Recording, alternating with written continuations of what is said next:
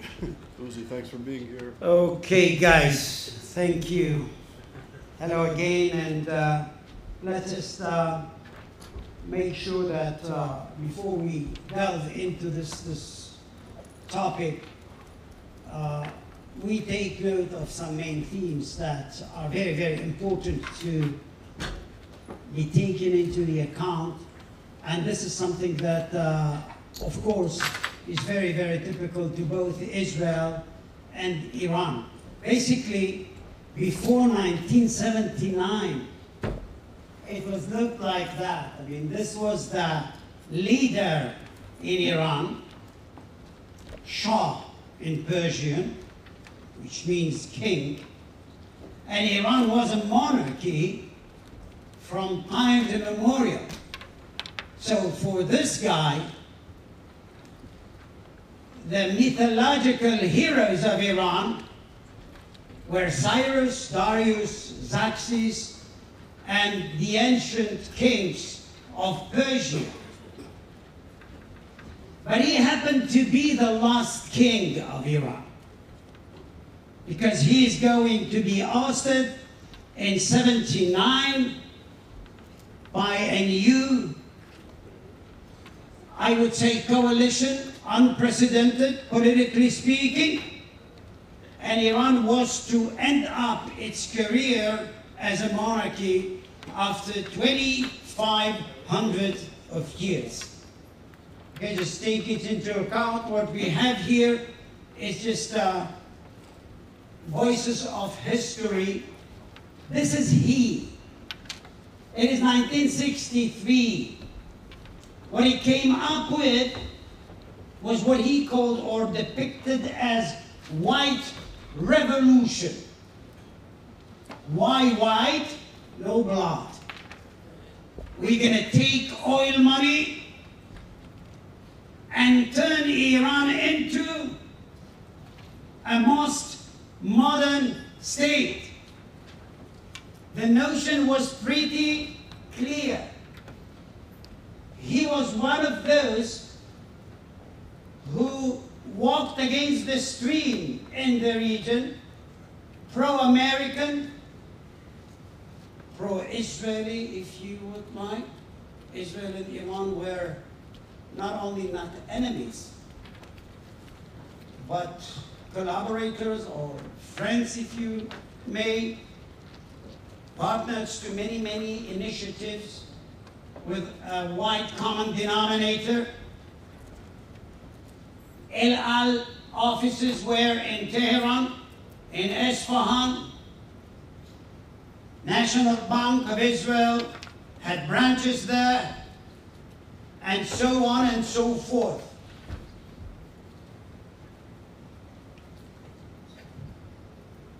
What was the White Revolution? White Revolution was kind of a revolution by which to turn Iran into one-time glorious, return it into a one-time glorious past. In Persian, there is a kind of an idiom said, "Tamaddun buzurg," which means high civilization. And as we said before, Iranians or Persians feel as if they are superior to all the others. Basically, when it comes to that, what we have here is kind of a situation of a king, of a monarch, that does think that it is high time for Iran to climb to the apex of the pyramid with oil money. This was also kind of a stage where some of the clerics, and we have to say Shiite clerics, of course, voiced their rejection to what the Shah was trying to do.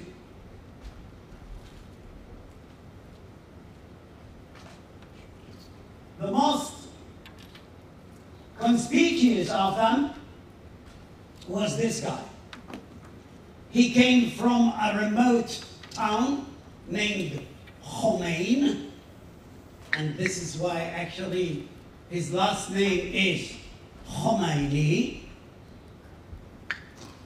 he held the title of Ayatollah, which is the hand of God, a guy who was definitely a great teacher and preacher for many in the Shi'i community in Iran and beyond. And he said something which was shocking. He said that this time, we are not going actually to let it go unnoticed, because this Shah, this king, is not anymore, should be considered Iranian king, but an American spy or an American agent. Why? Because in the eyes of the Ayatollah, that was a stage where Iran was to be opened up in kind of a very, very dangerous manner to the unprecedented importation of what they call cultural penetration. What they were afraid of is not American army, it's not a foreign invader. What they were so furious and anxious about is the cultural penetration, by which to just call off the so many precious Iranian unique characteristics. This guy actually was to spend some time since '63, because he was expelled when he said what he said in 1963. He spent 15 years in a city in an adjacent state called Iraq, and the city was Najaf. Najaf was one of the sacred cities of Shiites in the world, a twin city to Karbala, where the Shiites do believe that in 680, this massacre by Sunnis actually against them was carried out. But there, in Najaf, what Ayatollah Khomeini did, he revived Shiism and turned it into kind of a political vehicle. Until then, Shi'i clerics in Iran were taught that politics, for them, is out of the question. They are not going actually to be engaged in that. Why? Politics is going to corrupt you. Beware.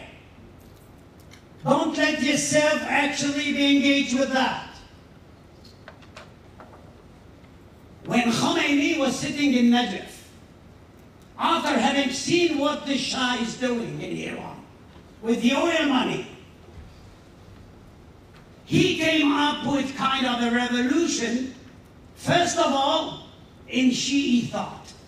Until now, we can support the people.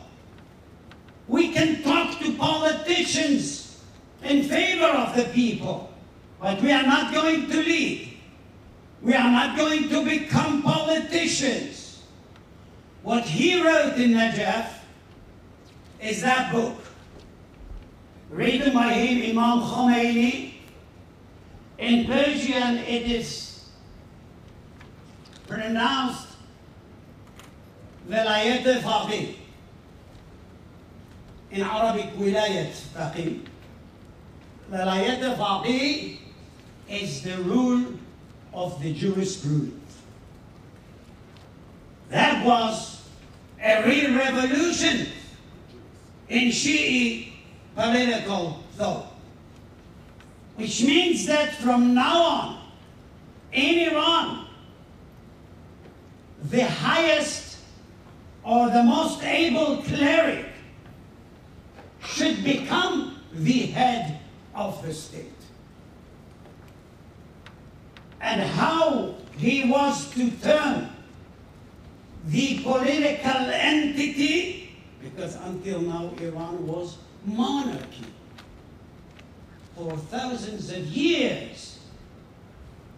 From now on, Iran was to become Jamhuriye Islami, Islamic Republic.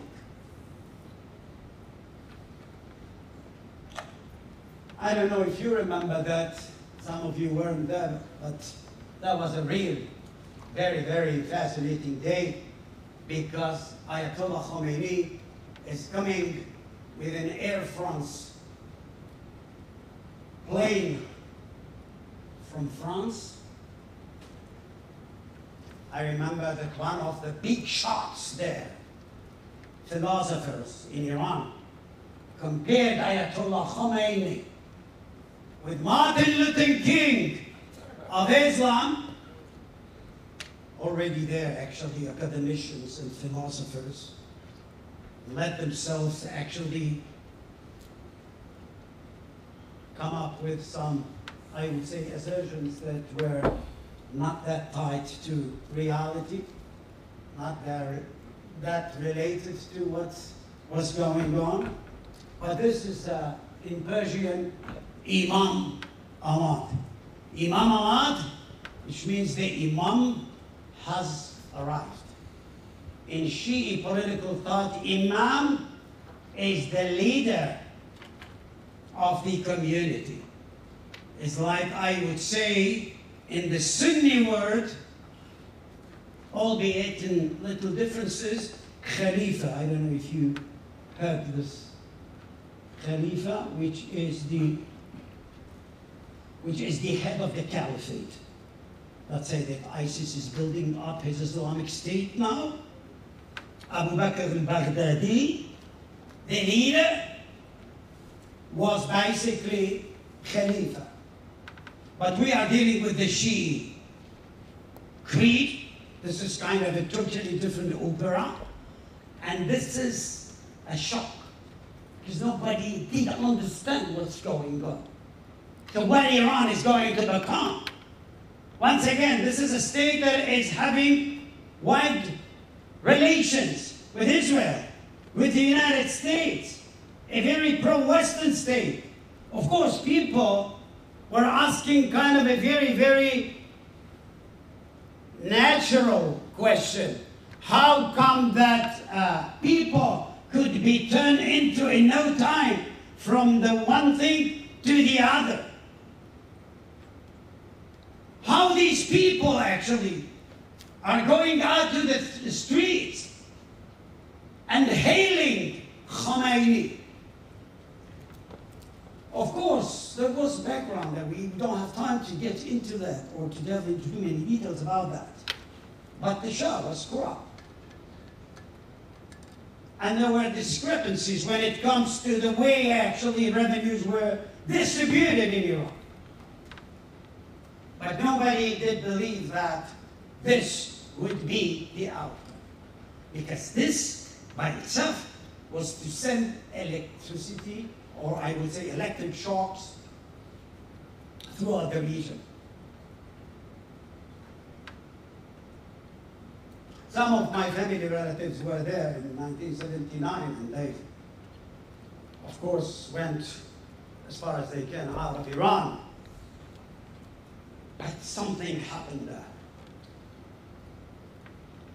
Even if you weren't kind of a specialist in history or a professional historian, it was one of those moments that you could definitely say that something big is going around.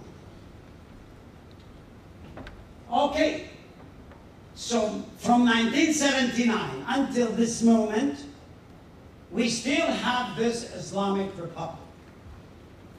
How should we treat it? What do we know about it?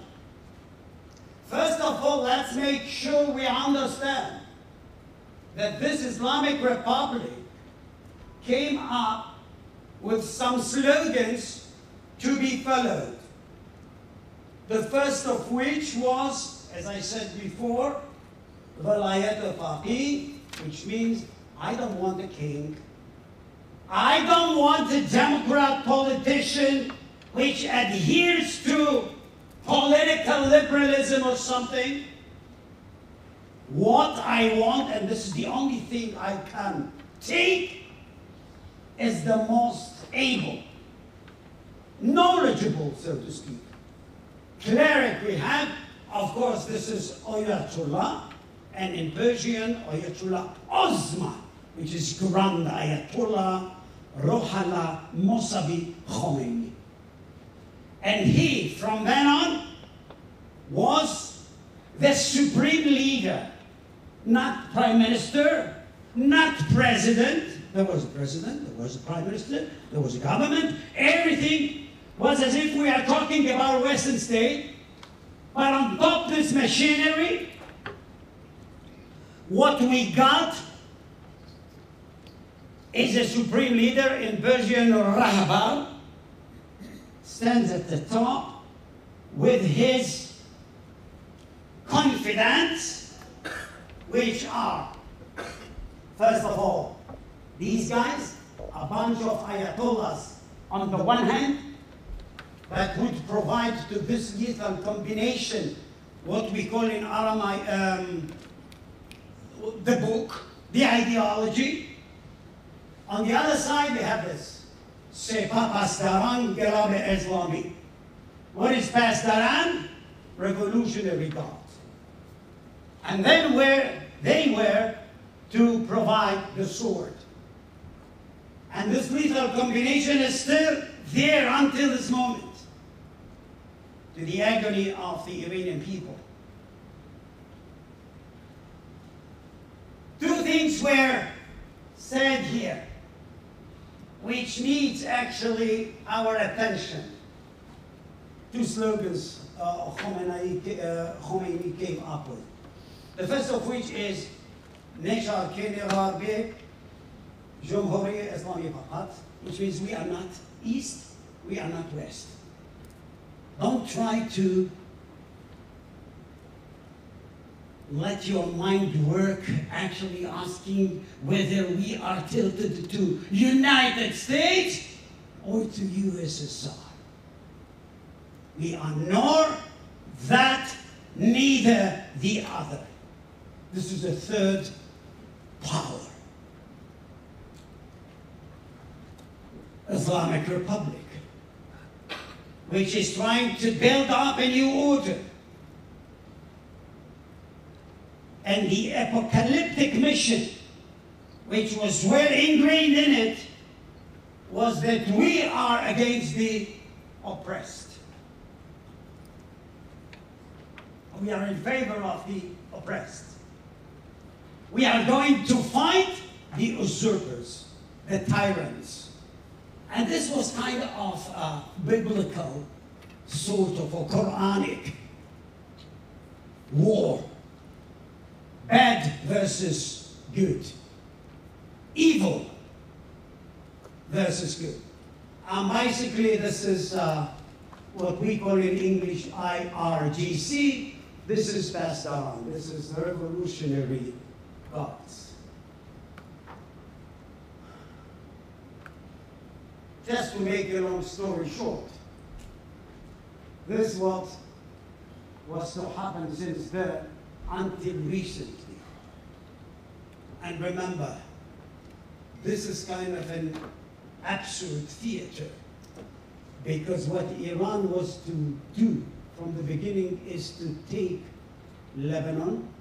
What is the Lebanon? Lebanon is an Arab state, torn up by bloody civil wars, but has a Shiite component in it, which means that when you are weak and you have Shiite ingredient in it, and you can capitalize on that, you're gonna make this state, Lebanon, being taken captive by Iran. How? Not by conquest.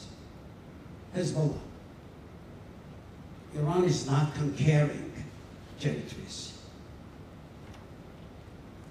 Iran is too smart to know how to do things.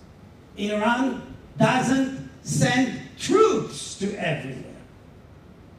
Because those local Shiites in Lebanon were to become pro-Iranian militias who are going to be provided by Iran with everything. And Iran from far away is going actually to maneuver Lebanon. Then came 2003. That was an earthquake. Americans actually toppled Saddam Hussein, the bitter rival of Iran, for ages, and that was to open the gates westwards for Iran. The guy who was really brilliant or genius in having this whole thing in his eyes and mind was Haj Qasem Soleimani.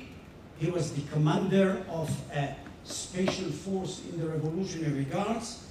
This was the Jerusalem Force, or in Persian, Niroye Quds. But here comes the thing. Iran was to get into Iraq, and thereafter into Syria, and create something that was depicted by King of Jordan, Abdullah, in 2004, while being asked by, in an interview to the Washington Post, what does His Majesty see as a great menace to Jordan and Arab states? And he said that 2004, loud and clear, Shiite crescent, in Arabic, al-hilal al-shi'i. What is a Shiite crescent? This is it. What Iran has managed to build up in decades, and was to become something by which to put some teeth into Iranian bid for hegemony in the Middle East. The anxious parties were no other than Sunni Arab states, especially the moderate ones. Let's name them. King of Saudi Arabia, King of Jordan, United Arab Emirates, Egypt, Morocco, all these Sunni moderate Arab states were fearful of the Iranian strengthening trend. And of course, this comes from history. We always say that if you would like to deal with the Middle East, it's not what you see. As the Americans just say, what you see is what you get. What you can't see is what you get. Now, what we are trying to teach our students is how to see what regular people cannot see. This is very, very complicated. And once again, let me just remind you, this is kind of a cradle of civilization. This is the Middle East. Thousands of years of human civilizations. Once again, many cultures, many languages, very, very difficult to grasp. Highly complicated.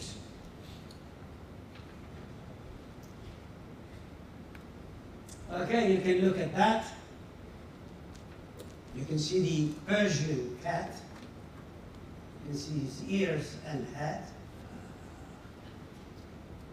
Huge.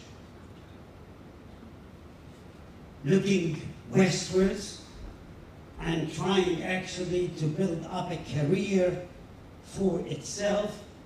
Let me just remind you that if you are going that way to the Caucasus, Central Asia, you would find actually many people speaking either Turkish or Persian. This would be also a reminder of how deep-rooted Persian history in that part of the world is. Even if you go to Azerbaijan, you would listen to many people talking Turkish, but it's a different Turkish than the Turkish spoken in Turkey.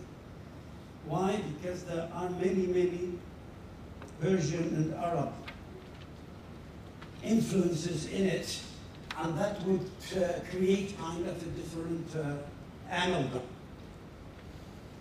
I don't want to confuse you with that, really, but I just want you to know. You know, in my country, people think they understand the Middle East. They haven't got a clue about that. Just haven't got a clue. Coming up with slogans, everybody talks days and nights about the Middle East. They don't know Arabic, they don't know Persian, they are not familiar with the history of the region, but they can talk a lot about whatever they want. If you would like actually to see why actually a grave mistake is being done by either the West or at times Israel with regard to the Middle East, this would be a very good point of departure. I do believe that after the 7th of October atrocities, we are waiting for a new leadership to come. Not a different party here and there, but people who weren't part and parcel of this fiasco of the 7th of October atrocities. We do believe that they are on their way. Very young, but some of them should be equipped with knowledge, or should be knowledgeable on how to deal with that region that Israel is part and parcel of. Culture matters, remember that. Army, yes. Military technology, yes. Everything worth mentioning. But on top of all, culture matters. And if we are not having a clue about the culture of the other, we cannot even pass a judgment one way or the other on what's going on. Look at that, just this is something to remind you that Shiites in Iraq, Shiites in Syria, just 20%, in Iraq 55%, in Lebanon 55%, were capitalized on by Iran, and that was to create a corridor being stretched from that part of the region to the other, from the Persian Gulf to the Mediterranean. Until recently, that was the situation. This was kind of a program by which to suffocate and demolish Israel.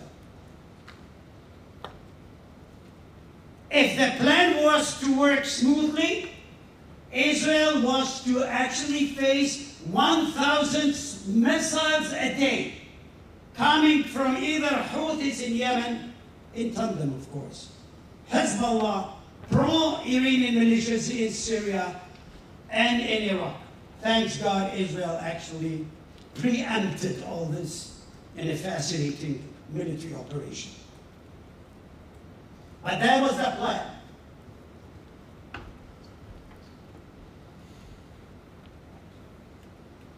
Just remember that from the beginning of the Islamic Revolution, almost, 1979, just a year after, the longest war in the Middle East was to Iraq. What was the longest war in the Middle East? One would say it has to be Israel versus somebody else. No, this is the Iran-Iraq war. Million people were dead. A bloody war. Why? What is that? Political scientists were very, very hasty to announce that since Iraq is adjacent to Iran and the vice versa, this is a bilateral conflict. No, it was just a bilateral conflict. That was the beginning of something bigger. The opening of the Pandora's box, which means Shia versus Sunnah. And it still goes on and on. So to whoever thought that there is only one conflict in the Middle East to be reckoned with, which is Israel and the Palestinians, well, he gets some new ideas about how convoluted the Middle Eastern geopolitics are, or the panorama is.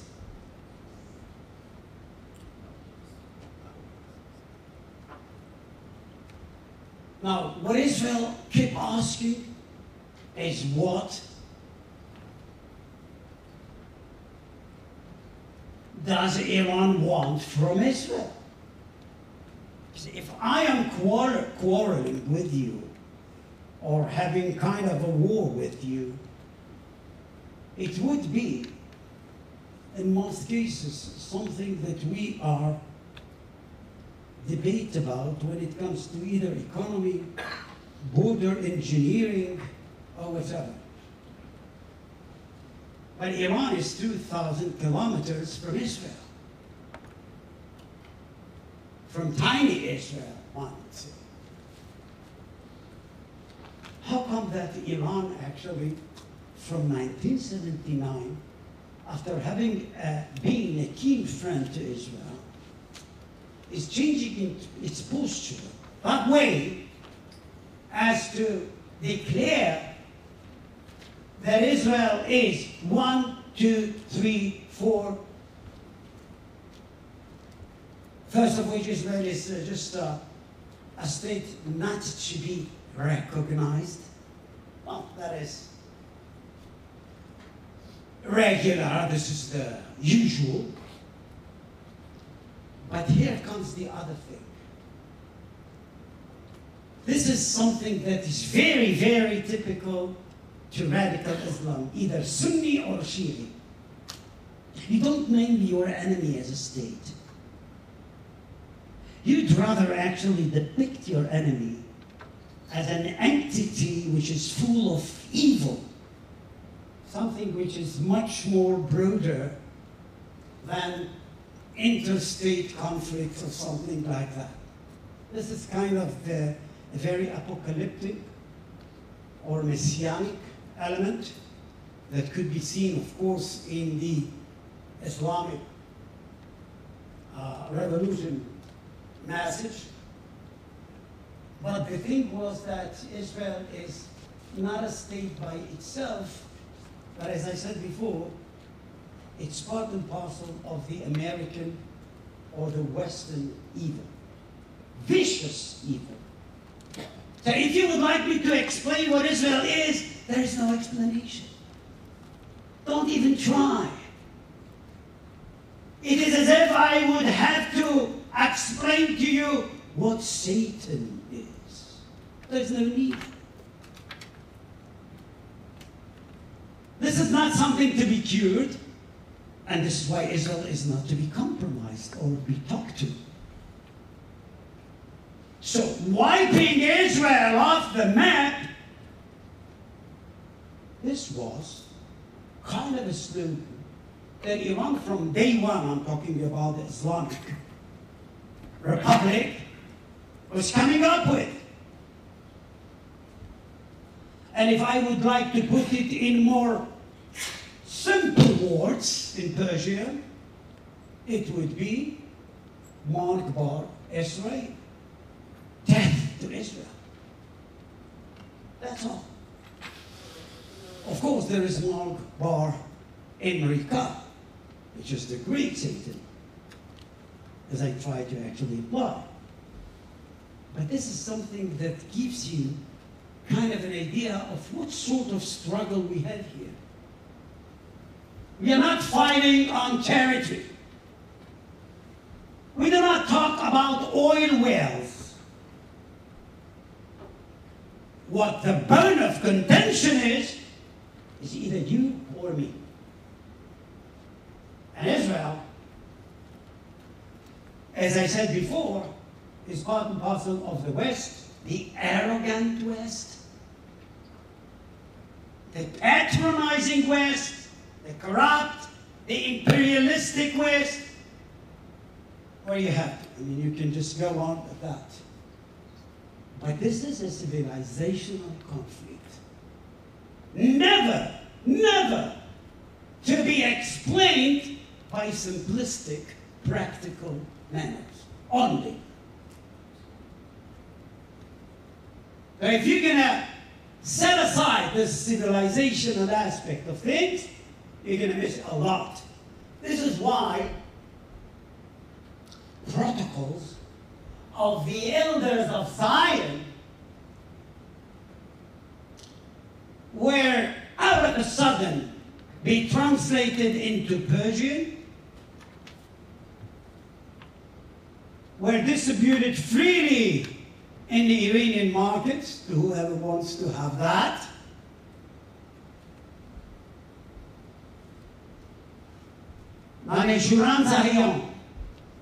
This is the protocols.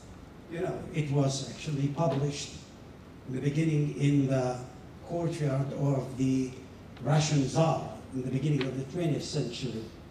But that became something, a real useful guide by which to better understand what the Jews are up to and how you're going to actually deal with that.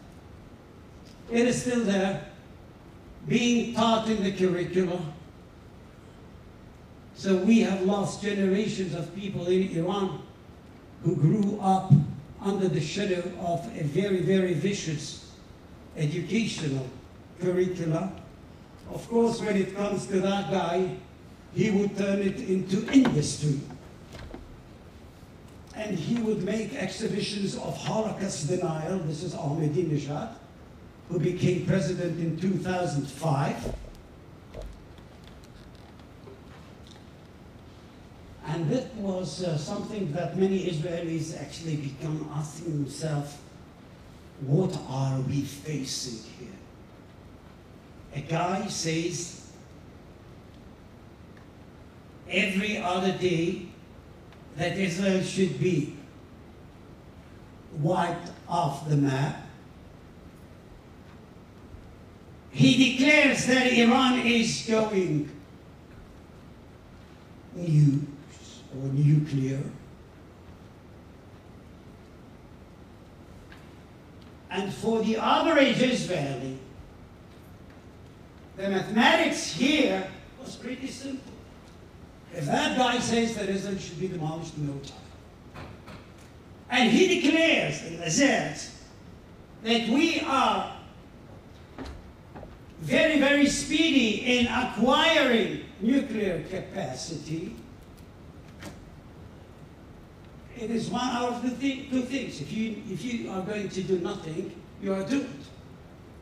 But even if you would like to do something, what should be done, how it should be done, when it should be done, I mean, and where.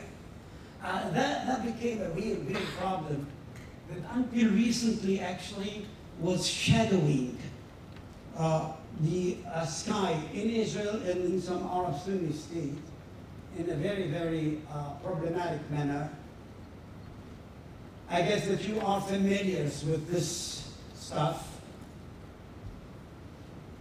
But remember, these guys, and I'm talking about the Ayatollahs and revolutionary guards, they do not think of the other in terms of practicalities, in terms of what I would call day-to-day eventualities. It would be civilization, cultural, and thereby something which is very difficult to grasp when it comes to the Western mind.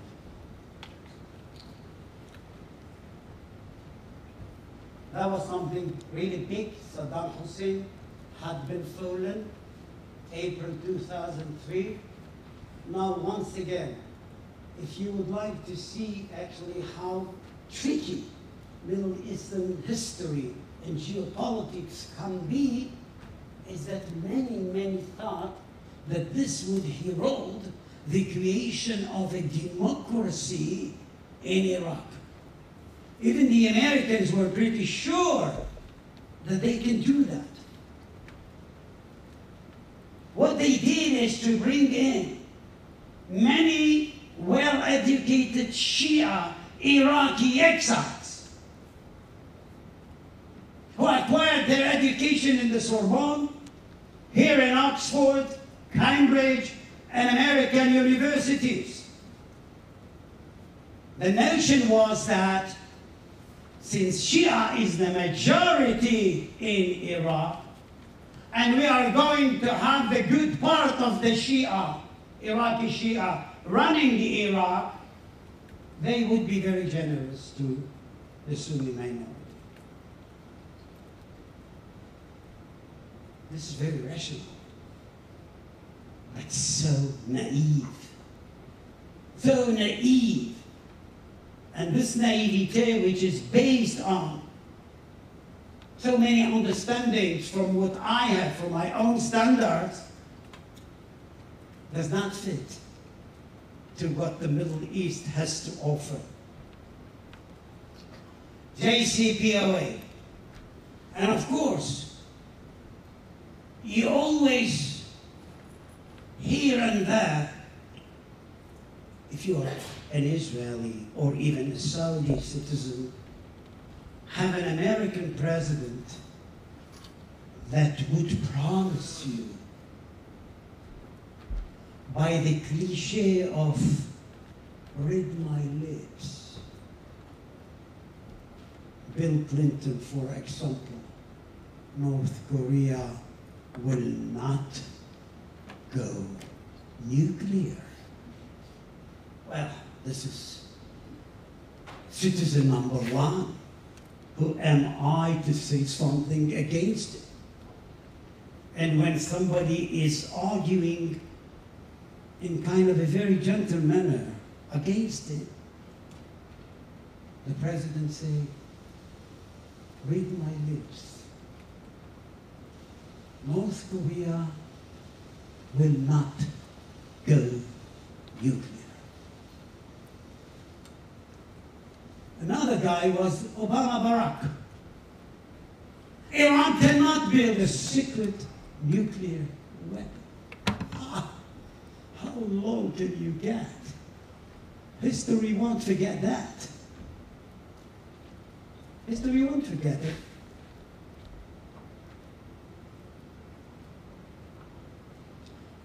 The power of history is to bring in proportions. Let me remind you of Jimmy Carter actually leaving Tehran in 1977. Just some months before the Shah is forced to leave Iran. Maybe I told to some of you actually that 2 days ago, but never mind, let's repeat it. Just to see how ridiculous actually political leaders could be, and how ridiculous historical reputation would turn them into. Jimmy Carter said something like, I have been to Tehran, I have been to Isfahan, 77. Now I know how well advanced Iran is. And here comes the punchline. If there is an island of stability in the Middle East, he said, it would be Iran's Shah. Just some months after that, the Shah was to leave. So first of all, we try to be modest. Make sure you understand that you cannot dictate the future of other cultures. You cannot take a decision for them. It's for them to decide. You can help them out. You can be there, but not as a kingmaker. After every Obama, you must have at least one term of Donald Trump. And this is actually turning the tide. Donald Trump was to call off the JCPOA. Israelis were arguing among themselves if that is good or wrong, forgetting that Iran has taken a decision to become a nuclear state until this moment. Look at that. These are the oil fields in Saudi Arabia. Abqaiq here. And Khurais. Pro-Iranian militias in both Yemen and Iraq were to attack them and to paralyze oil industry for almost half a year when it comes to Saudi Arabia. Donald Trump let that go unnoticed. If you try to ask yourself why the Saudis were to run crazy, it was after that. May 2019. This was kind of a vivid example on how you're gonna look like if you count on somebody else. From then on, tension grew higher in the Middle East. Shadow war was waged between Israel and others. And when I'm saying Israel, take into account that all these states, they didn't take an active role in it. Saudi Arabia and others were more than welcome, more than welcoming when it comes to this shadow war, because they thought that Iran should be taught a lesson. They don't know actually what would be the end game, but Stuxnet, cyber war, all that stuff that we had seen from then on was to become kind of a daily issue. Israel has managed actually to hamper or to, I would say, create sort of a delay or force Iran to postpone some of its programs with regard to the nukes because of these attacks. When it comes to the people of Iran, this is what we got from the internet and beyond. People lost the basic feeling of human being. And believe me, the Iranian people, I am familiar with the culture. Modest people who would like to have better life for the next generation, waiting for the Nowruz, the beginning of the year, festivities. All these things were to be ruined by this regime. That, by the way, do you know how many riyals I do need in order to buy $1? Tried it, sorry? How many riyals, Iranian riyals I need? 1 million riyal for $1. If you would like to know what poverty is, go there. You would see what poverty is. People actually are having got, do not have, sorry, the basic needs for human existence. No water, no electricity.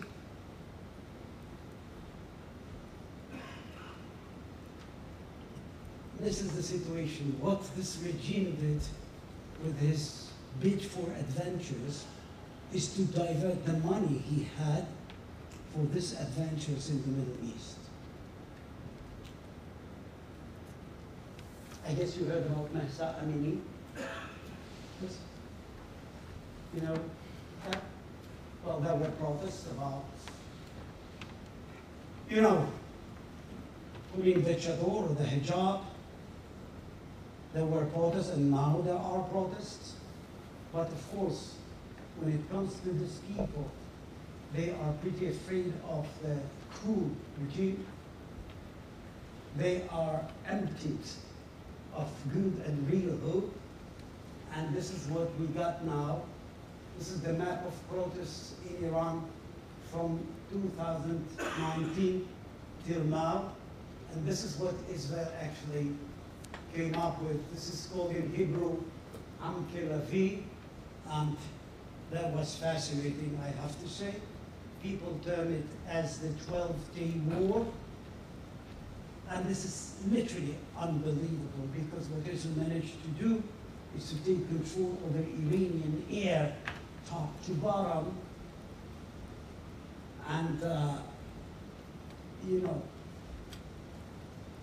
demolish the air defense system of Iran and create something which is totally different when it comes to the power equation of both Israel and Iran. Look at that. These are the sites where enriched uranium was planted, and on top of Natanz and Asfahan, Tehran, there is also Fordo, of course. We have here research centers. We have many, many scientists being assassinated by Israel. This was the elite, actually, that was to do the shift or the transfer from the then stage to the weaponizing stage, so to speak. And now there is kind of a lull. We don't know actually where we or what we're going to have in the coming weeks or months. Remember that the United States still did not conclude an agreeable agreement with Iran. So we are still have to wait and see what the ending will be. But I have to say something about the situation, psychologically speaking, when we do talk about revolutions. The quote of Tolstoy, in my opinion, is very, very applicable here. We don't know when a revolution will break out, but we do know when it has already occurred. The moment a person ceases to be afraid. And I think that what we got in Iran is kind of an understanding by the people. It's a 90 million population or people state. They know that the recipe of both Ayatollah and Revolutionary Guards is not a winning formula, but the opposite would be true. They don't believe them, they hate them, but they by themselves cannot do something real in terms of revolution, because they don't have armies, they don't have leader, or agreeable leader, which is very important, and they don't have the Khomeini of 1979. If you see what I mean. You have to have kind of a leader which comes with an alternative and with a well-accepted agenda. They don't have that. This is the son of the Shah. Everybody would say automatically maybe he is going to be restored. If he is going actually to do that, that would be a miracle, because in the history of the Middle East, never kings were to be restored. I don't think that here we're going to have the first time it happens. This is Ben Gurion welcoming the then Iranian attaché, which was to semi-recognize Israel in 1949. And we do ask ourselves whether we are going actually to have it once again. Can Iran be changed that way? That Iran and Israel would work together as was the case before? Who knows?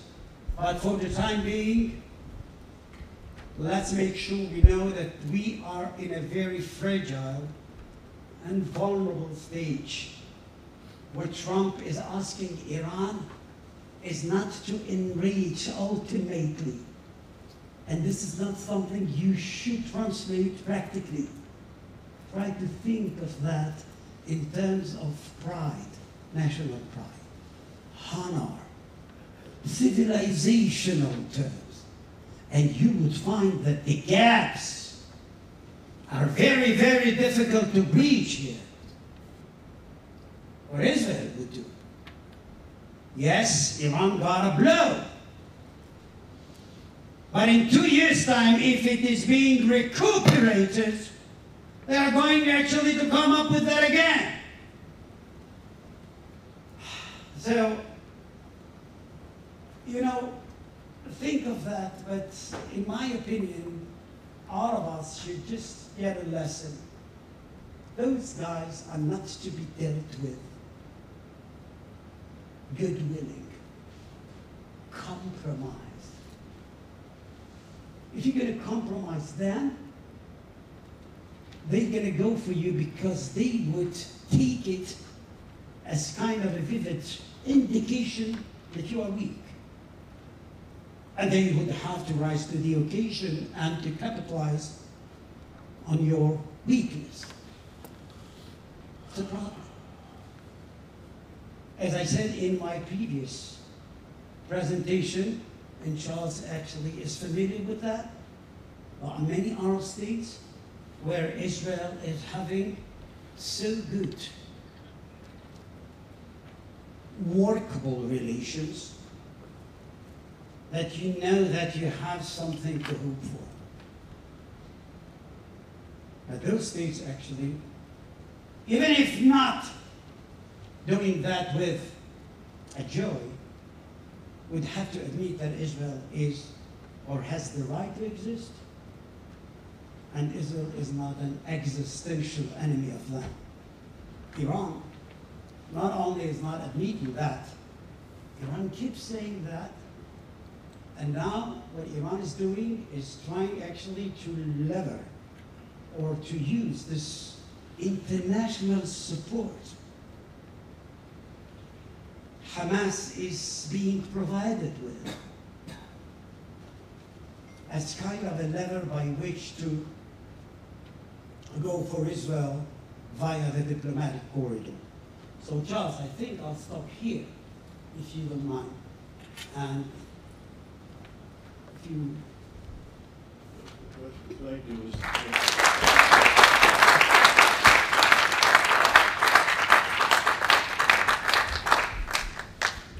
Mr. Zuckerman.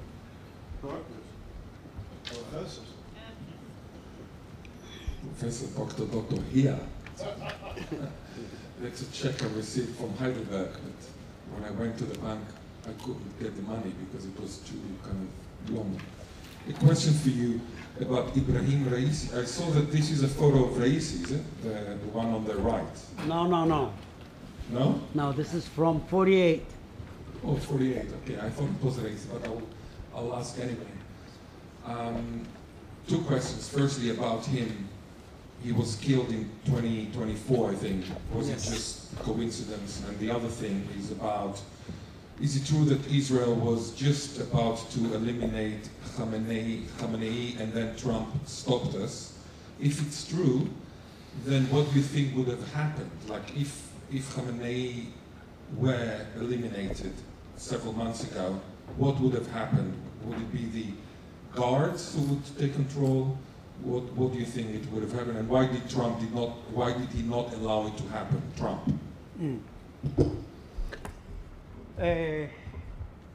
Well, Raisi, in my opinion, was assassinated. I think it was part of the, what I would say, actually the succession saga in Iran. Well, who replaced Khomeini is Khamenei, okay? Khamenei is now the supreme leader. He would like his son Mojtaba to become the successor. Mojtaba is not the highest cleric you can come up with, but you know, it is becoming something of as if we do turn republic into a hereditary system, which is becoming very, very embarrassing for everybody. But here is the thing. What I think happened actually with Raisi is that for many it was very, very convenient to make him be out of the road. What we know now already is that there is a real struggle among officers in the Revolutionary Guards as to how to proceed if and when Ali Khamenei is dead. And that would, not if, when. He is 86, he's pretty ill, and I think that it is in the offing. So, you know, we might see maybe some collaborations of Revolutionary Guards officer, maybe with some units from the army, creating kind of an equation where the army is cooperating with the Ayatollahs, but this time the officers are having much more emphasis in their hand. They are more powerful than the Ayatollahs. We don't know. It would be an Islamic Republic, but maybe of a different nature. Whether the people are going to revolt, we don't know. But this is also something that we should take into account because, you know, you cannot live there. You don't have money actually to even feed your son and daughter, not to mention build up their future. Situation is very, very difficult there. Now, if Israel was, you know, kind of a superpower, maybe they were to go all the way with the assassination of Khamenei in order to make sure that the Islamic Republic is not there and let the officers take charge, or the people. Trump, I can understand actually what guides him. He doesn't want another Iraq, another Afghanistan, another Vietnam. So he stopped Israel. So it's true? I think it's true. Israel has the possibility to kill. I think it's true. I think it's true. Well, I understand actually why Trump, and remember what Trump is after is not to wage wars in the Middle East. Trump would like actually to lock them up, all conflicts, and to create kind of a relative lull for the meantime in order to better deal with China and some other parts of the world, or Russia, or Ukraine. So, but remember, Israel has performed in kind of a way that everybody knows that he should have a second thought before actually harassing Israel. This is what I think. In the Middle East, I mean. So there is sort of, you know, kind of a situation of a stalemate, so to speak. But what is going actually to happen in Gaza would tell us a lot of what we're going to have in the Middle East. And it is definitely tightly connected. Gaza, Tehran, this is the axis. Yes, please. Yes, yes. Thank you. Would it be accurate to say that the Iranian regime's policy towards Israel is predominantly driven by the doctrine of Nadi-Biad, which is an eschatological belief system in which they believe that if you completely destroy and eliminate Israel, the Mahdi would come faster. It's a Shiite belief system. So would that be accurate to say so? I hear this from Iranians themselves, but I haven't seen any official. You know what I heard from many Arab friends? That Iran is turning Israel into a scapegoat in order to crush the back of our states. Say that we are going to Jerusalem and in the process ruin our states and create kind of an Iranian domination. Well, I don't know actually how to reply because it's a very good question and it could cut either ways. But you know, for the sake of an answer, I can tell you that once, actually, I remember it was in California, I think 20 years ago, somebody asked me, actually, what does Iran takes Israel for, or take Israel for? And I said that, something like that, you know, in a way, if Israel had not existed, it would have been necessary for Iran to invent such a state. Because when you have Israel, you can perform and portray your revolutionary zeal, the tenets you do adhere to. And this is definitely something that we have seen there. But I think that we have crossed the line. You know, we had presidents like Khatami, I don't know if you remember the name. This guy tried to come up with something which is out of the box.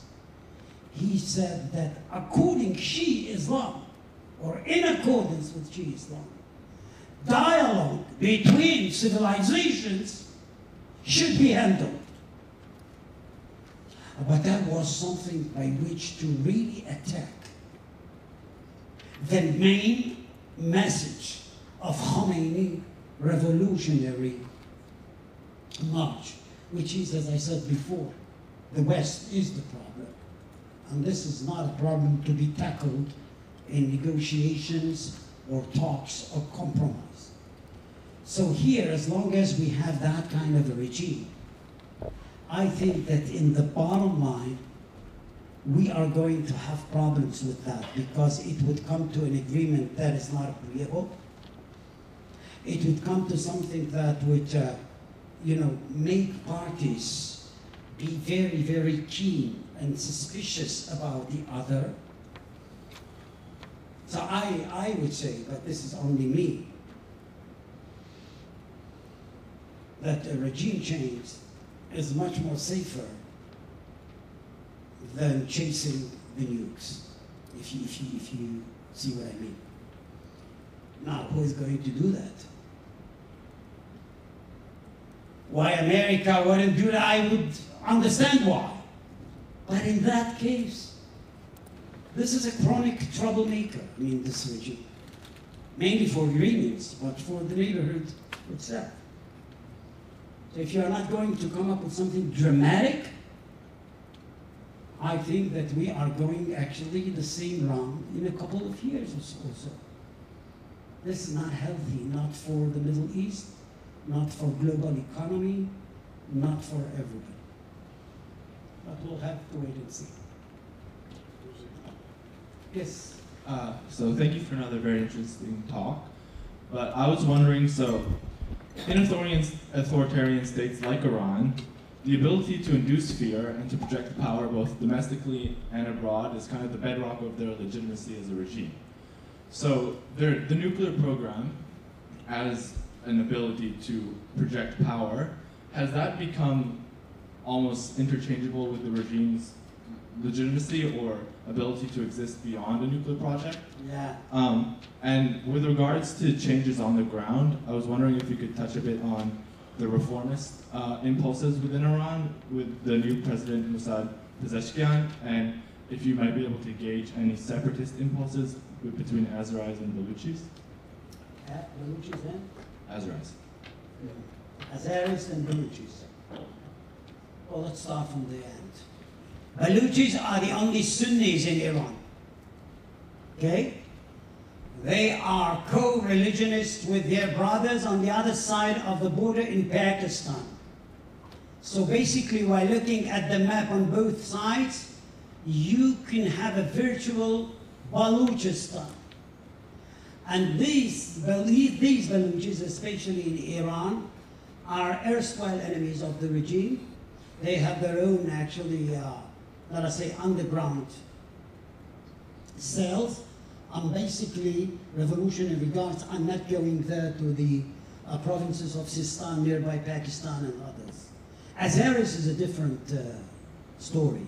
You know, if you go north to Tabriz in Iran, you would find southern Azerbaijan. Where is northern Azerbaijan? This is the state of Azerbaijan. But there is a difference between Azeris in Azerbaijan and Azeris in the north of Iran. Azeris are Turks in origin, but in that case they are Iranian citizens, and of course, you know, they are in Iran and they look at their own people on the other side of the border. You know, this is a very, very problematic, psychologically speaking, situation. You asked about Pezeshkian. Well, Pezeshkian is, you know, he came up with a lot of promises. And I tend to think that he meant to do some of them. But as every other president who thought of a reform of a certain kind, he was to be, you know, sooner or later, keenly aware that the power is in the hands of, first of all, revolutionary guards. This is not the army in Iran. Revolutionary guards is a body by itself which works in tandem with the supreme leader. This is not the army, okay? So you have here a state within a state. You see what I mean? Basij, you know what a Basij? Basij is a kind of paramilitary army, which is also be activated by the regime, so to speak, young people, and they are about to deal with the protesters if and when there are protests in Tehran, Isfahan, or other cities in Iran. So currently, when it comes to that, you know, even Pezeshkian knows that he can here and there come up with something as a token, but this wouldn't be actually something of real significance, because that would actually, he would be blocked or stopped by the regime itself. And then was the news. So why does Iran want nuclear capacity? First and foremost, to prove to everybody that Iran is at the forefront of world scientific development. So if you are going actually to prevent me from developing nukes, what you are doing is what I said before. The West is trying to paralyze Iran. Second, they look at Muammar al-Gaddafi of Libya, who thought that he is a smart guy. So what did he do? He opened the cache, the nuclear cache, and let the West come and see that he hasn't got that device. And thereafter, when the crisis came, he was left exposed. And without the help of the West, he was slaughtered by his own people. Second, Saddam Hussein. Even he didn't have the nukes, he said he has. And this, in Iranian eyes, was suffice for the United States to topple him down and to bring his end. On the other side, look at North Korea. Look at Pakistan. It seems that in that hypocritic world, an impotent, when you are a tyrant with this capacity, nobody would think actually to even harass you. So, geopolitical considerations, culture, and I would say self-perception. And I think that Iran looks at Israel and it says, if I would like to be a hegemon in this region, I have to have that, because otherwise I miss something, I mean, without which I could never win them over. So this is another calculus that should be there. So let's just take a look of all of that. Iran won't let itself be stripped of nukes, because that would be the end of the regime, either from in or from the out. So nukes has become something by which to create immunity for the regime. And this is something that is a bone of contention now, because Trump thinks that they should not be allowed to enrich uranium. So we'll have to wait and see, but as I said before, it's not Iran versus the state. It has to do with Gaza, Israel, Saudi Arabia, Egypt, and others. So we have a chessboard which is becoming very, very complicated now. So I'm going to collect a couple of questions. Yes, please. We should have done that Okay, before. thank you very much, Professor Rabi. Okay, so the war was very successful and so forth, but we also saw, what many people were surprised by and saddened during the war was how many rockets went through the Iron Dome and they would hit residential areas and so forth. So maybe this is a question about what wasn't Israel surprised? Can it do anything to strengthen the Iron Dome? Are there any plans? Some people said the war only, that Israel didn't want to also extend the war because of those losses. And thank you. Thank you for your talk. You mentioned that the relationship between Iran and during the Reza Shah Pahlavi and Israel was good at that time, and I wonder how was anti-Semitism rooted in the Iranian society, and how it has been changed after 1979. I don't know if this question is great, but okay. I'm just wondering, do you think Iran's intentions was to destroy Israel as a whole, or is it to just destroy the reputation of Israel during this period? One more.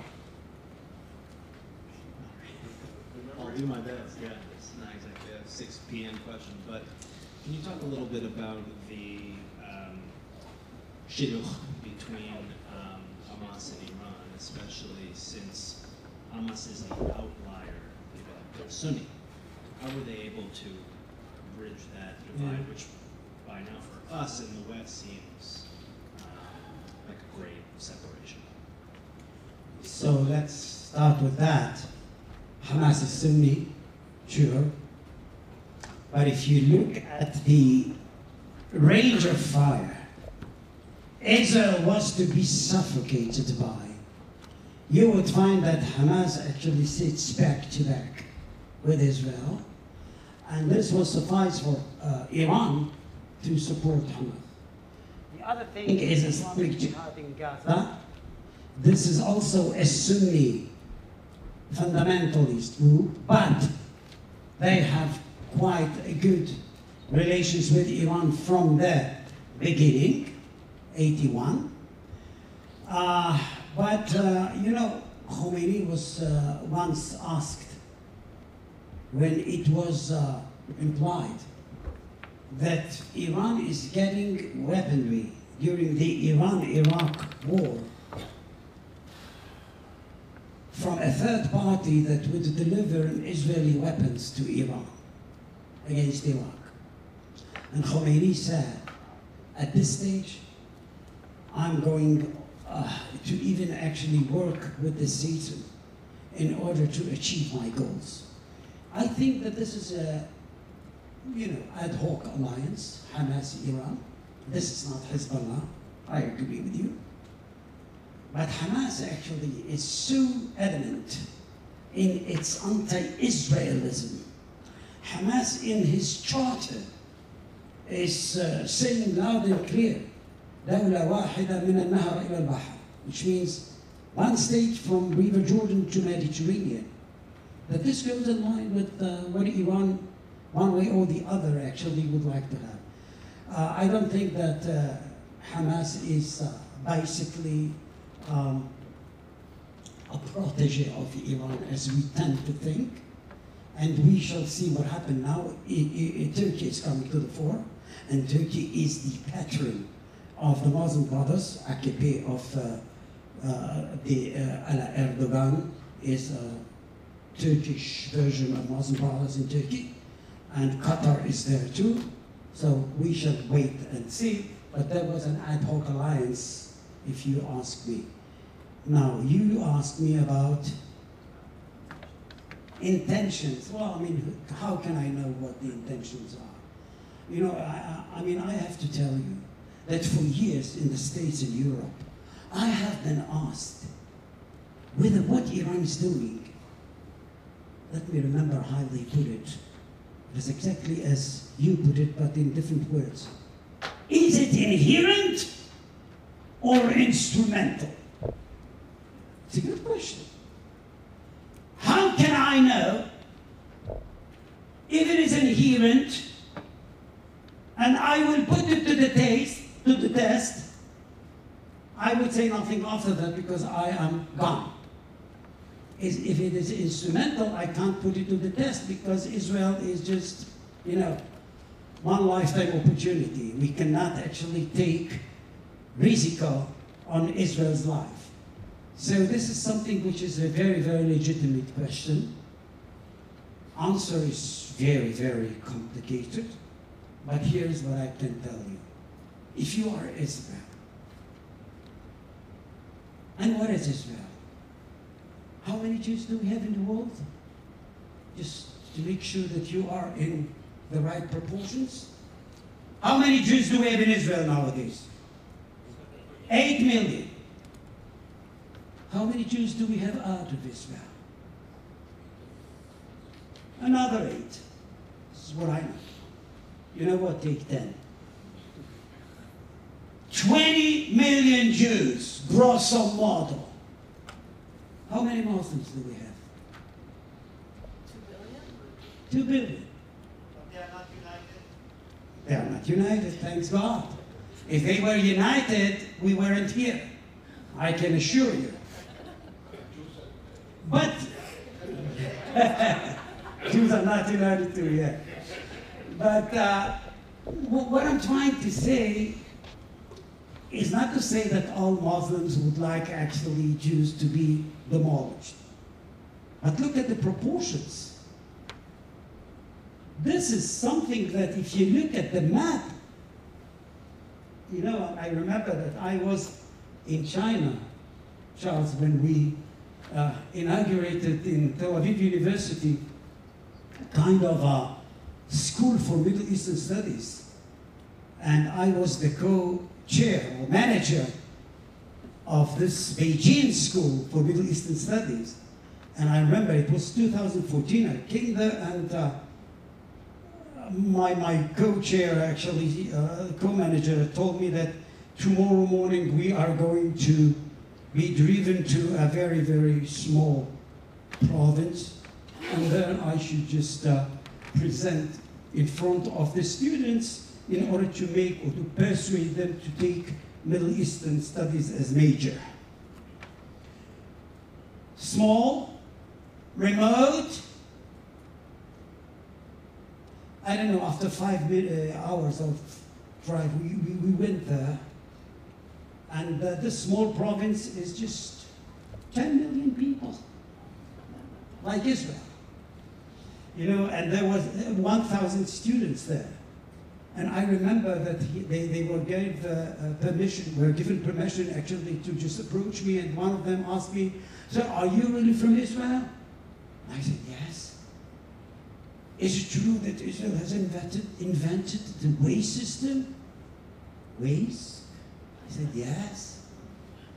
I was silent. And then the lady next to him said, "Sir, how many people do you have in Israel?" "How many people?" Then I think it was 8.5 or something. I said, grosso modo 10 million, something like that. And the guy next to her said, no, sir, she meant the whole country. And then you get some proportions. You look at China, United States, Russia, you look at the world, and you try to think as a Jew, and then you know, you can't take the risk of putting to the test whether Iran is inherent or instrumental while saying this and this and that against Israel.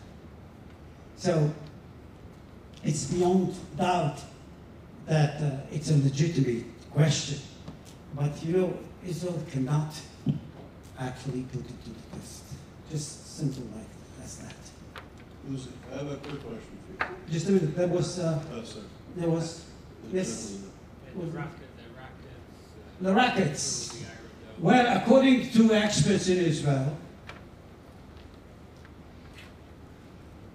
I won't say actually, but some of them took it to the extreme of tens of thousands be dead as a result of what Iran actually is going to do when it comes to ballistic missiles.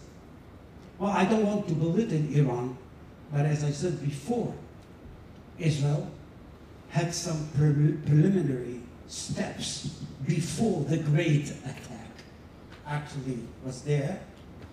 And Israel has managed to demolish the defense system, or the air defense system, the Iranian air defense system, to that stage that, you know,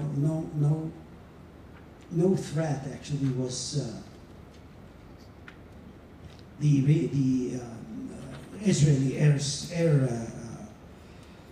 Force was not actually faced with any real threat when it was there. So that was unbelievable, but this is what happened. But remember, Israel didn't went straight away to Iran. What Israel did as a preliminary step is first of all to hit Hezbollah, which was the backbone or the forefront of the Iranian military effort, and then the change in Syria. And you know, after the change in Syria with Bashar being ousted, and Ahmed al-Shara has come to the fore, Syria became the opposite of what it was. Anti-Iranian 100%. And that actually was to change the whole blackboard. Or, you know, we had a totally different chessboard here now. There are challenges. But if to tell you actually, you know, 90 to 92% of the missiles were intercepted, one way or the other. The notion was that 1,000 missiles a day were to bombard Israel. And even then, 90% interception would leave 100 missiles hit civilian targets in Israel. And those guys are going for civilians. They are not, you know, trying to hit soldiers or army. And, you know, nowadays we know that the power equation is that what Israel has to do is not to let Iran be recuperated, repairing its, you know, ballistic missile system, air defense system, try actually to do whatever it can when it can now in order to just harass Iran to the stage that it won't think of, you know, getting back to the war field. But you know, I mean, this is very, very. I mean, I'm telling you that, but you know, this is the Middle East. You see that every day. We're gonna get some news, whether good, whether bad, and we have to adjust ourselves to the changing circumstances. I mean, that is the ruling guide in this region. We have so many developments here, so many states, so many orientations. You have actually to be there. And anti-Semitism, you ask me about. Well, you know, maybe anti-Semitism was everywhere. Actually, it's not a phenomenon to be measured by time or even by place. You know, what we have managed actually to discover is that even in places where there are no Jews, there is anti-Semitism. I don't know how that actually occurs, but it is there.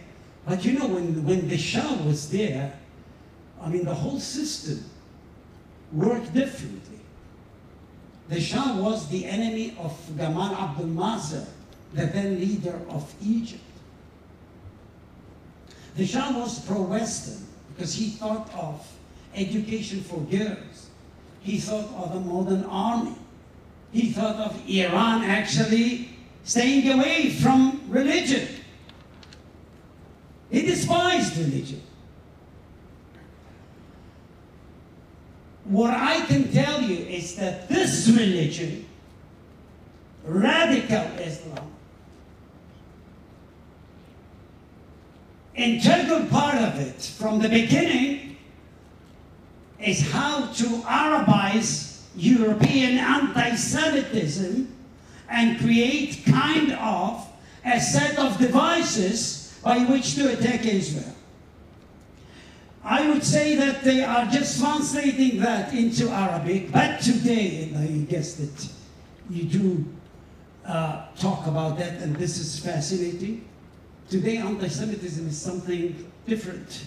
I don't know if you name it neo-anti-Semitism, but when it comes to Israel, anti-Israelism and anti-Judaism, this is something that has so many manifestations that in a way it is totally different than what we had until recently when we talked about anti-Semitism. And I'm talking about the Western world, I'm talking about Toronto, I'm talking about Greece today, I'm talking about so many places. And this is kind of a thing we all together have to just think on how to cope with, because it is not going to be retreated. This is a tsunami, it's not kind of set of waves. You know, Yehudim, Jews, always say, Yeh beseder. What does that mean, Yeh beseder? With the passage of time, we are going to get back to status quo ante. Not in that sense. With the passage of time, you're going to have this tsunami sweeping not only the world, but on the Middle East too. And Israelis should know how to cope with that. Because this is kind of a new phenomena, which is not, you know, people say, if Israel would do Hasbara better, we are going actually to deal with it. I'm not against Hasbara, but this is not the solution. If you would like to deal with that, you have to come up with a well-elaborated system to deal with that in kind of a way which is unprecedented. Yes, John. A quick question. So first of all, I remember our days in Asia, going around, thanks to Ahmadinejad, we were able to tour. I'm shifting gears a bit, and we can Yeah. sort of a little over time. Marcon, Stammer, and Carney now called for potentially recognize the Palestinian state. These are not Carney, Stammer, Marcon are talking about recognizing the Palestinian state potentially in September. They're not stupid. No. What do you think the end game is? I know that the French and the Saudis are working at a conference, which is interesting, the Arab League of Nations, for the first time condemned Hamas, called for the removal of Hamas. What do you think is at play? Is it domestic politics to quell the radical Muslims in France, UK, and Canada? Or are they aiming to kind of exert some sort of influence in Saudi Arabia to keep a foothold in the Middle East? Are they afraid of being pushed out? What do you think is at play? Well, it's a play, and you know, you cannot put the blame on Saudi Arabia, because if Macron says loud and clear that a Palestinian state should be established, how come that the Saudi king would say less than that? You know, he would be, of course, attacked by vitriolically, but by many people of his society. Well, you know, I mean, I don't know if I can, you know, elaborate on that. I guess that you're going to have talks about that. But when Macron says, I think it's time to have a Palestinian state, this is being said in front. This is what I hear when it comes to his back of mind. I am sandwiched between progressive left and green radical Islam in France, that the only way with which I can deviate or divert attention to something different is to come up with this solution, Palestinian state. Well, let me tell you that, Charles. I don't know what would happen, but I would be very, very surprised if in Israel there would be one or whatever consensus regarding the Palestinian state, because of two things. First of all, geometrically, you can't actually squeeze in a Palestinian state in what you have currently on the ground. I'm talking about Judea and Samaria, 500,000 Jews, etc. I don't see kind of a situation where an Israeli government is doing once again what it did 20 years ago, which is disengagement. Well, 20 years ago, actually, we had a hero, general, called Ariel Sharon. He became prime minister, and he was an Iron Man when he said, let's go for this engagement, because this is the only solution by which we're going to get better future for Israel. You know, once again, it was very rational.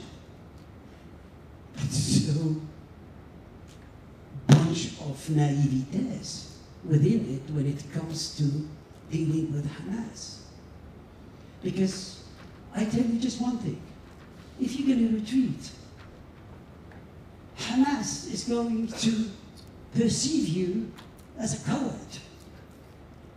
as a weak guy. The same actually was the situation in Lebanon in 2000. Israelis tend to find it very difficult to grasp. And I don't blame them. Because people want actually some, you know, peace and rest. Some good, I would say, actually, future for their next generations. This is what people want all over the world. I'm pretty sure about it.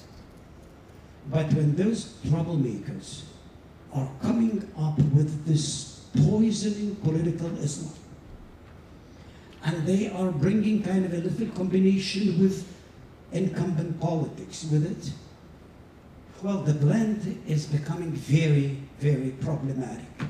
And I don't see that. And those who vie for it have the hope that the simple notion of that kind of a thing, Palestinian state, would make the Israeli society, they hope that, be torn up once again. So if you would like to tear them up, this is what you should come up with. There is a balloon, a trial balloon, that goes on, and everybody knows that in Israel there are many bones of contentions by which to create a schism within the society. This schism, one way or the other, is going to be capitalized by organizations like Hamas and other enemies of Israel. I'm not saying that this is the whole story, but they came to understand that it is much better to diplomatically fight Israel than on the military ground. And I understand that. Now, the question is whether Israel has the ability or the capacity to come up with kind of a united force by which to respond to that kind of a propagandist war. Not in the sense of Hasbara and the foreign ministry, but with kind of a bunch of special unit that is going to do to the other things much worse than he does to us. And we can do that. But we have to change our way of thinking. If you would like to do something only by the book, it means that you still think that you are a neighbor of Luxembourg and Switzerland. If you would like to do things in a different way, try to come up with something that the political scientists would call defending democracies. Defending democracies. On that note, Professor Rabi, thank you. Thank you very much. Another tour de force.